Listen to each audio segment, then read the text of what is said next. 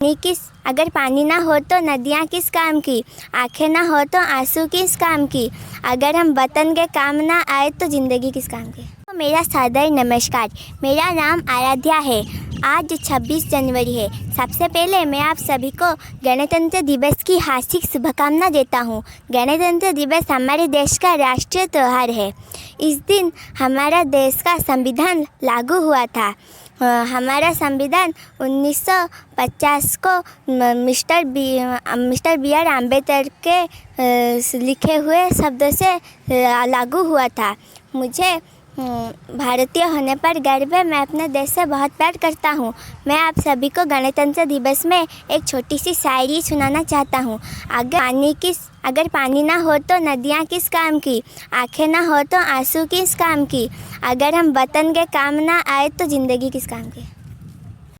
आज पवित्र साधारणतंत्र दिवस आम विद्यालय में आम आनंदर सहित उत्सव को पालन कलु।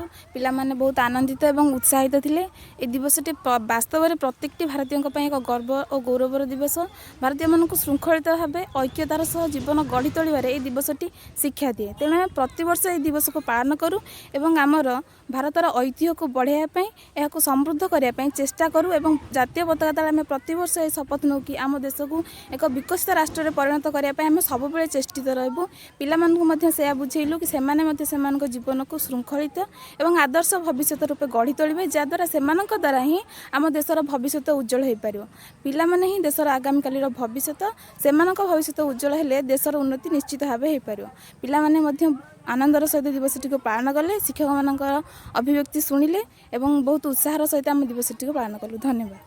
Getting freedom, India has no laws and order for the people of India. A great man named by Dr. Bhimrao Ambedkar thought first about it, and he had written some laws and order for the people of India administrated. The book was called Constitution, and the B.R. Ambedkar was called the father of the Constitution. Since 26th January 1950, India has no laws. And Bhimrao Ambedkar thought first about it, and he write some laws and order. And he was called the father of Constitution. Love you all. आम सरकारी प्राथमिक विद्यालय गेडमार चतुर्थ श्रेणी छात्री शुभ स्वप्ना बारिक। आम school रे आज पताका उत्तोलन करागला। आम गाँ अतिक्रम कलु। आम स्कूल रे गोटे सभा है। आम से भाषण दे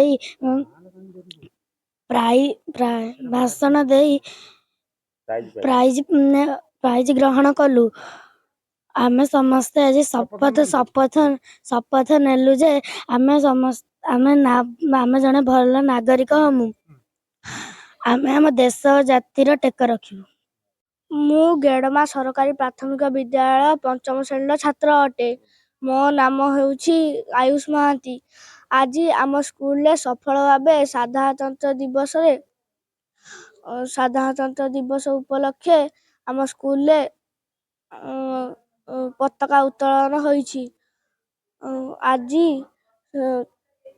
सब प्रधान शिक्षयित्री